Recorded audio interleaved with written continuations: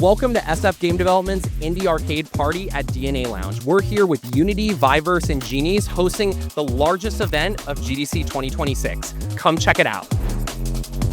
Hi, I'm Corey from Unity, here at the Indie Arcade Party, here showing off some cool demos and engaging with the community.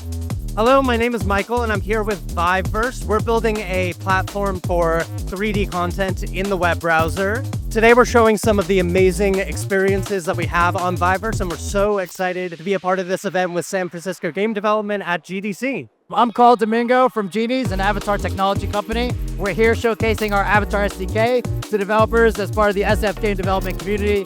All these incredible indie games showcasing all of the cool stuff that they have. A bunch of people come into our booth to check out our stuff, come into the talk to check out all the cool stuff that people are demoing. Highly recommend it. Amazing event. My name is Michael Silverwood. I am the co-founder of Pixile Studios. We make the game Super Animal Royale.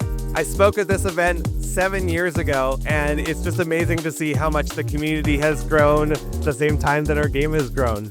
Hi, my name is Vika. I'm showing off Kindred High Tide here. It's a mystery horror set on the sea.